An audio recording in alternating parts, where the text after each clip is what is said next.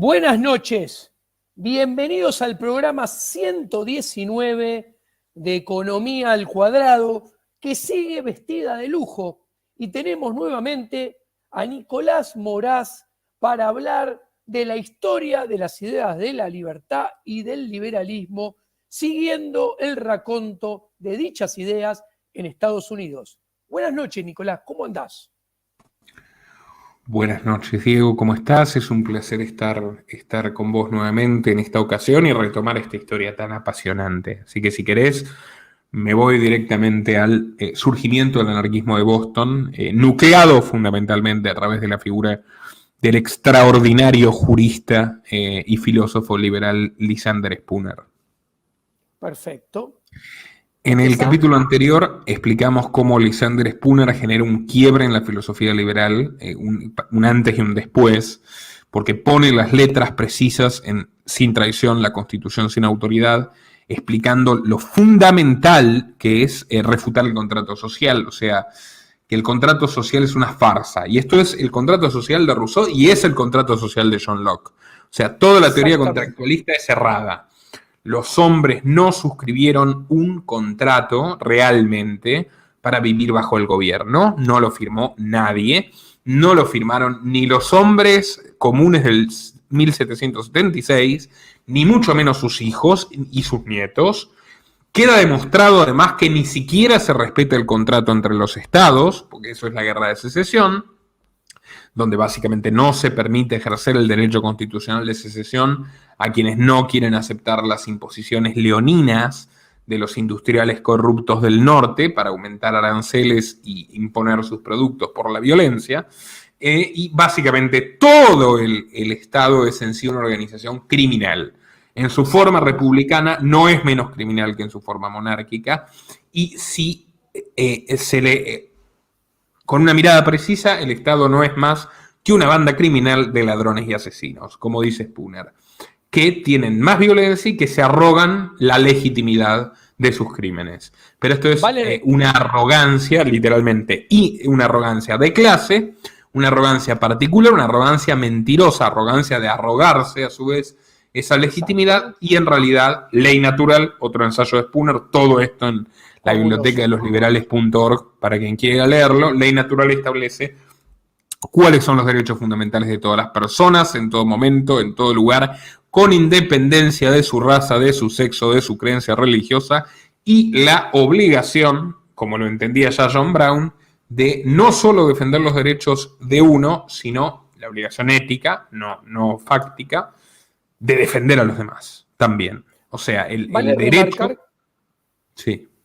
Que todo esto que estás brillantemente resumiendo, que demuestra el verbo que me gusta utilizar, Lysander Spooner, es totalmente vigente a la Constitución de Argentina y de todos los países, la República Argentina, el Estado de Argentina y todos los demás hoy en día en el siglo XXI.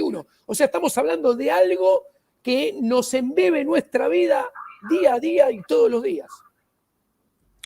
Absolutamente. La figura de Spooner, como te digo, es una figura nuclear. Y Spooner es el hombre más visionario del liberalismo. Del liberalismo, directamente. Sí, concuerdo plenamente. Spooner se anticipa a lo que va a ser la prohibición del alcohol y la prohibición de las drogas, algo que era inimaginable hasta entonces, y escribe: los vicios no son delitos. Que no solo es el primer ensayo liberal sobre la materia, es el primer ensayo sobre la materia donde hace una defensa jurídica y moral extraordinaria de la libertad de las personas para equivocarse, donde establece que los vicios y las virtudes son categorías eminentemente subjetivas, que no hay dos hombres iguales en la tierra, que no puede privarse a las personas de hacerse daño a sí mismas mientras no perjudiquen a los demás, porque forma parte del aprendizaje genuino de cualquier ser humano. Y en breves páginas, que también está en nuestra biblioteca, y obviamente lo digo simplemente para que la gente lea, o sea, no tengo ningún otro beneficio que eso, el regocijo que me produce difundir la obra de Spooner, en Los vicios no son delitos, termina destruyendo, aniquilando cualquier pretensión prohibicionista, demostrando que el prohibicionismo es infinitamente más inmoral que los propios vicios que dice combatir. Además que es profundamente hipócrita y que lo único a lo que puede conducir es a matanzas y totalitarismo. Y lo escribe en 1870. O sea, 40 años antes de la ley Harrison, que empezó a regular la cocaína y la heroína, otra vez Estados Unidos, pionero del liberticidio, y de 50 años, 60 años antes de la ley seca, que prohibió el alcohol. Pero ¿qué pasa? Ya en esa época, la influencia... Sí. Y previo a la revolución subjetivista de Menger. Y él escribe sobre las drogas basándose en su ensayo sobre los derechos naturales, la propiedad privada del individuo y el principio de no agresión al prójimo. Sí, y es un jurista intachable, o sea, y no hay nada que se le pueda discutir a Spooner. O sea, yo no estoy de acuerdo con la cuestión de las patentes, tenía un juicio personal, o sea, el trabajo asalariado por supuesto que lo defendía, pero no le parecía el óptimo, él creía que los hombres tenían que ser cuentapropistas, etcétera.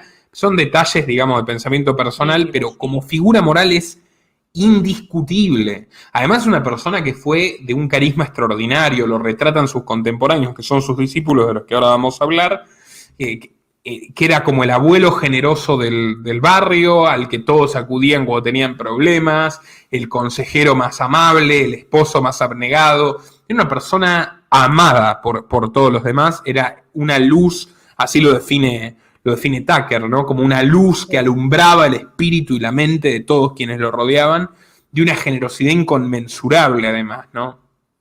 Una persona que se conmovía ante cualquier problema o cualquier sufrimiento de los demás, y que además es un héroe, porque no solo, como ya empezamos a hablar en el capítulo anterior, se arriesgó en la lucha por la liberación de los esclavos, planeó secuestrar al gobernador de Virginia para liberar a John Brown. Además de eso, Spooner disputó el monopolio postal del gobierno federal. Lo hablamos en el capítulo anterior. Franklin, los supuestos liberales de la Revolución Americana, concibieron que el correo tenía que ser un monopolio gubernamental, o sea, con una premisa profundamente pionera en términos de lo que Negri o Foucault llamarían sociedad de control. O sea, no sociedad disciplinaria, sino de control. O sea, saber para prevenir, controlar el comportamiento de las personas y anticiparse a los hechos. O sea, el espionaje masivo. Spooner funda la American Letter Company, la compañía privada defendida por él mismo, defendida tribunaliciamente, porque además el gobierno se le echó encima, y durante años logra proveer con su propia empresa el servicio postal a mitad de precio que el monopolio gubernamental, obteniendo renta, dándole trabajo a muchas personas y batallando legalmente. Años tardaron en ganarle la pulseada a Spooner, pero incluso ahí pudo demostrar en los hechos, esto es lo más importante, no quedarse en el papel, en los hechos, la superioridad del libre mercado frente al monopolio estatal. Como si no fuera suficiente, Spooner fue un pionero en la crítica al feminismo, porque impera en la actualidad la idea errónea que muchos de nosotros teníamos, me incluyo porque yo la tenía, de que el feminismo de primera ola era un feminismo liberal. Y el feminismo de primera ola no era un feminismo liberal. El feminismo de primera ola, por ejemplo, ¿sabes qué planteaban los Estados Unidos? Prohibir el alcohol. Porque los hombres que bebían, supuestamente, no mantenían eficientemente a sus esposas. Nunca se planteó ese primer feminismo, la igualdad de derechos para trabajar.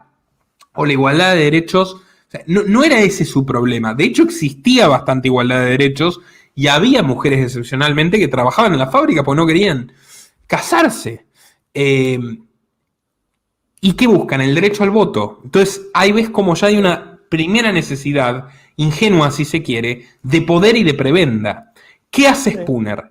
Escribe su ensayo sobre el sufragio femenino, contra el sufragio femenino.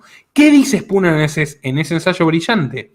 Que toda mujer tiene derecho a disponer libremente de sus bienes, a ejercer cualquier industria, cualquier arte, a disponer de su cuerpo, a trabajar, a hacer lo que quiera, igual que un hombre, no debe tener ningún derecho menos que un hombre, pero votar no es un derecho, ni de las mujeres, ni de los hombres. Votar es una estafa, y también vuelve, digamos, a reforzar la idea de que no es que quien no vota no se puede quejar de lo que pasa en la sociedad. Al contrario, el que vota legitima un orden de las cosas. Si gana el que votó, tiene que obedecer aunque no le guste. Si gana el que no votó, tiene que aceptarlo porque son las reglas. Entonces, votar es una trampa, es una cadena que hace a los hombres cómplices de sus opresores, que hace a los esclavos siervos voluntarios de sus amos. Es fabulosa esa línea argumental de Spooner, profundamente revolucionaria y otra vez pionera. Además, como gran jurista, él demuestra que el voto, que supuestamente es un contrato de representación, no tiene ninguno de los ingredientes jurídicos legales para hacer un contrato de representación, entonces está viciado de total nulidad, así como antes había demostrado que la Constitución, al no estar firmada y no tener consentimiento, también estaba viciada de total validez legal. Porque, a ver, nadie firma el voto es secreto, no tiene cláusula de monitoreo, no tiene cláusula de auditoría, no tiene cláusula de entrada ni de salida, es una estafa. Y Spooner lo demuestra. Y sigue vigente, y vamos a votar ahora en septiembre, octubre, noviembre, y la gente quiere seguir yendo y ser partícipe de esta estafa ética y moral. El legado de Spooner es asombroso. Algunos citan, yo nunca encontré fuentes realmente primarias al respecto, citan que Spooner incluso participó en la Primera Internacional, pero Spooner fue el verdadero freno al socialismo en los Estados Unidos. O sea, las ideas spoonerianas calaron profundamente en comerciantes, en pequeños industriales, en trabajadores incluso.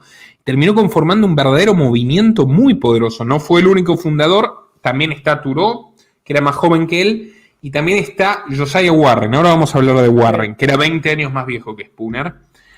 Pero Spooner fue el cerebro, digamos, el intelecto primordial de una verdadera revolución del pensamiento que fue lo que evitó que el marxismo penetre en los Estados Unidos. Mientras en Europa proliferaba el marxismo, ni el marxismo y ni siquiera el anarcocomunismo se difundieron en los Estados Unidos porque el anarquismo de Boston, este movimiento profundamente liberal en muchas cosas y con elementos del mutualismo de Proudhon en otras, sí, fue una barrera de resistencia muy eficaz, pues se mostró mucho más humano.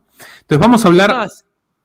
Puedo hacerte una cosa, a ver si coincidís. Sí. No solamente fue una barrera de resistencia, sino que logró dar vuelta a las cosas, porque ese conservadurismo de Jefferson, Washington y compañía había sembrado el camino directamente para ir, como pasó en Europa, hacia el socialismo de Estado.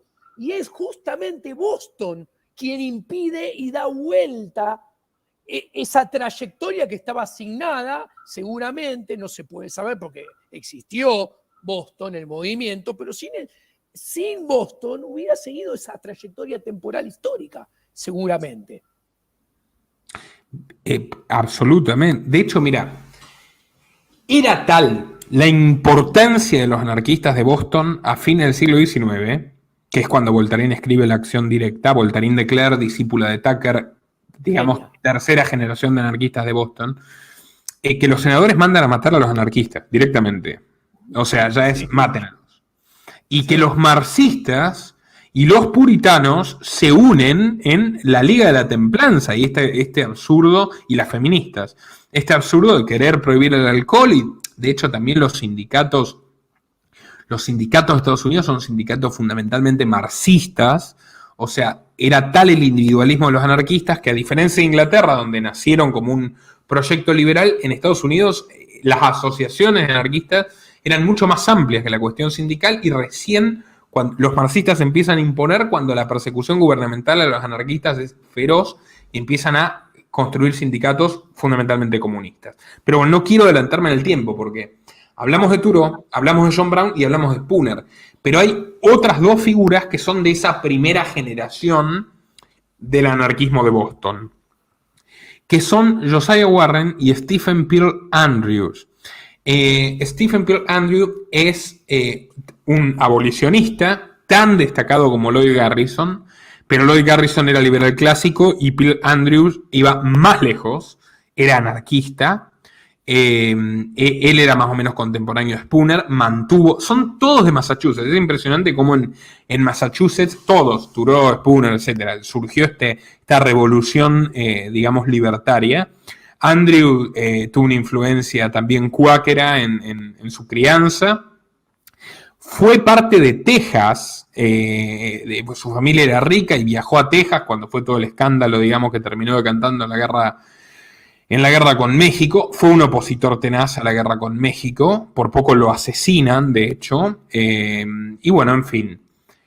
Él viajó a Inglaterra y fue el principal recaudador de fondos de Lloyd Garrison para todas las giras abolicionistas. No le fue muy bien tampoco en Inglaterra.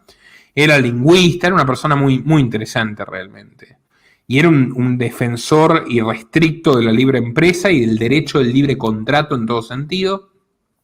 Acordate que había muchas asociaciones que eran consideradas injustas o inmorales por todo tipo de ordenanzas municipales en los Estados Unidos. Pearl Andrews tuvo una actividad muy interesante contra las limitaciones de la libertad de contrato, de la libertad contractual. Y su socio, Josiah Warren, que es 20 años más, esto es muy interesante, esto seguro nos consume hasta el final del capítulo. Josiah Warren era un hijo de una familia burguesa de Boston, 20 años mayor que Spooner. O sea, Josiah Warren era un músico, era inventor, era bastante bohemio, era un tipo muy creativo, también muy particular, esto lo cuenta Rudolf Rocker en Pioneros de la Libertad Americana, y él fue originariamente socialista, y él fue de hecho uno de los pioneros del socialismo utópico en Estados Unidos, que ¿por qué fracasó? Antes de que proliferen las ideas del anarquismo de Boston. Yo te cuento. Hablamos en algún momento, ya ni me acuerdo cuándo, pero hemos hablado de Robert Owen. Otra vez se asocia a la historia de Inglaterra y la historia norteamericana. Robert Owen es el industrial más rico de Inglaterra, es el mayor empleador del mundo, que habla en Glasgow, una fábrica con 3.000 empleados que trabajan desde los 6 hasta los 60 años. Y Robert Owen, que era un empresario muy exitoso, que de origen humilde, que trabajó duramente desde los 6 años, una excepción absoluta de todos los otros padres del socialismo, que eran aristócratas o eran herederos de fortuna ajena. Él construyó la suya. Robert Owen, bueno, vamos a ser francos, perdió la cordura. O sea, no es tendencioso decir esto. Él mismo afirmaba que hablaba con Platón y Alejandro Magno por la bola de cristal. O sea, conozco algo parecido. Sí, sé a lo que te referís.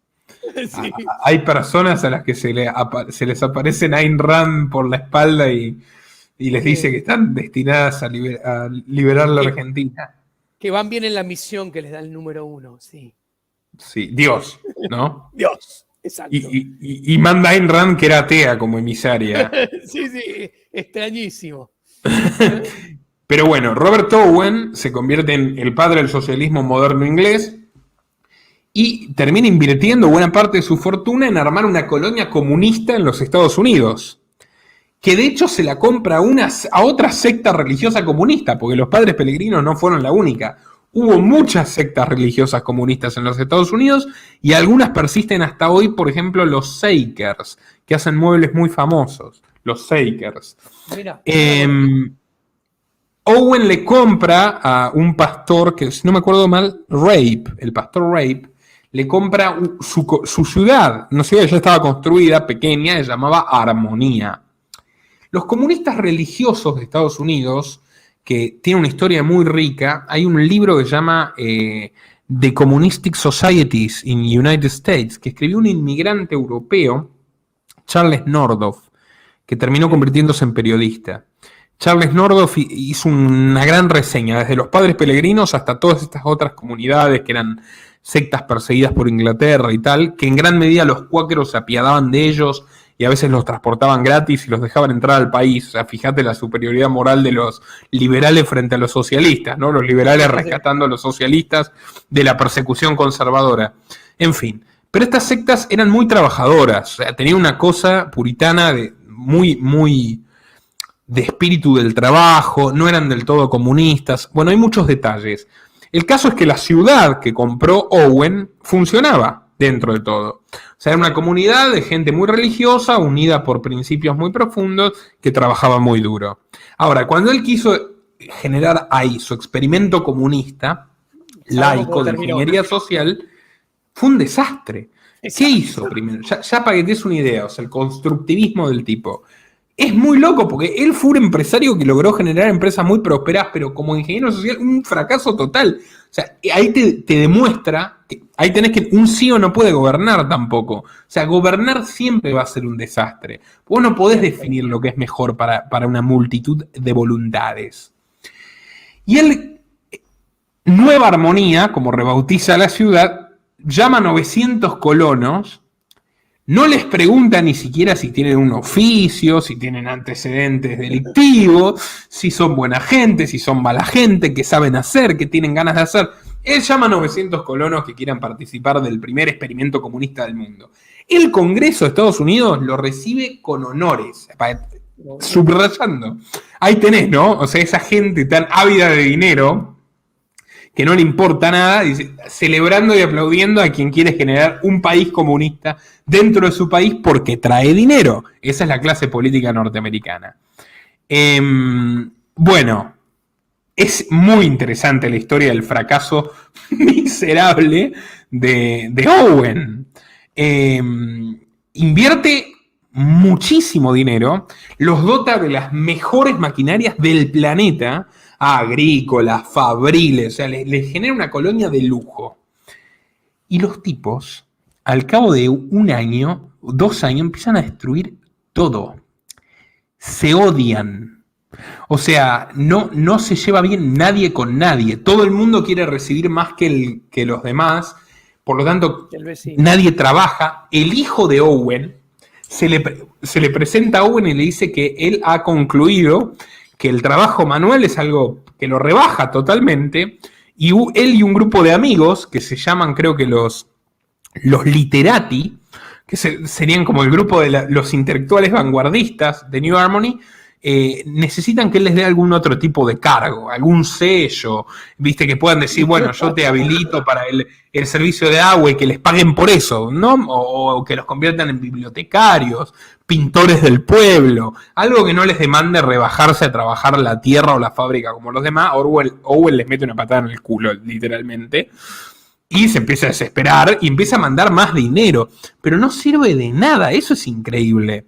El director de la revista del pueblo que fundó Owen, de la revista que Owen le encomendó fundar, lo acusa de usurero y especulador por haber invertido solamente 2/3 de su fortuna en vez de la totalidad. Cuando se presenta el antiguo fundador de la ciudad, el pastor Rape, llora. Esto se lo escribe a su mujer.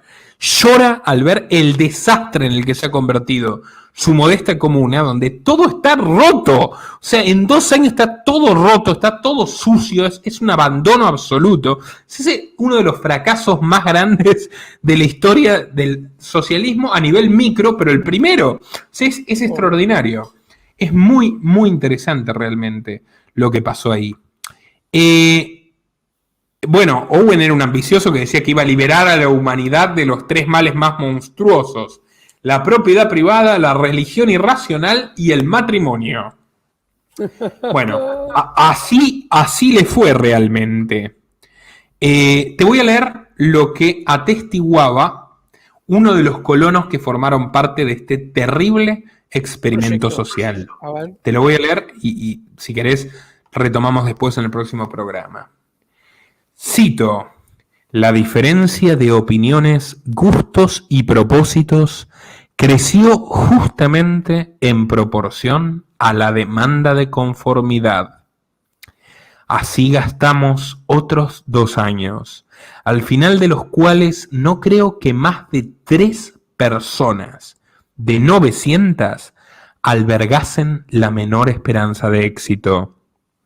La mayoría de quienes se lanzaron al experimento se dispersaron, desesperando de cualquier reforma, y el conservadurismo se sintió conformado. Habíamos ensayado toda forma concebible de organización socialista y gobierno de todos. Teníamos un mundo en miniatura, donde repusimos la Revolución Francesa con un resultado de corazones decepcionados en lugar de cadáveres. Se diría que nos conquistó la propia ley de la diversidad humana, inherente a la naturaleza, haciendo que nuestros intereses unidos entrasen directamente en guerra con la singularidad de las personas y el instinto de autopreservación. Y en vez de esa cooperativa armoniosa esperada por todos, topamos con más antagonismos que los acostumbrados en la vida normal del viejo mundo. ¿Sabes quién firma esto? ¿Quién firma? Josiah Warren. Sabía. Impecable. Y Josiah Warren no se va a quedar de brazos cruzados y va a fundar una sociedad anarquista de libre mercado. Lo hablamos en el próximo capítulo, ¿te parece? Lo hablamos el próximo programa y te lo resumo con una frase. Cualquier sociedad formada por individuos sin ética de propiedad privada está condenada al fracaso. Al fracaso moral, ético y desde el punto de vista material utilitario también. Perfecto, Diego. Nos vemos entonces en el próximo programa. Muchas gracias por estar con nosotros en Economía al Cuadrado y la próxima semana nos vemos, Nicolás. Muchas gracias. Escúchame.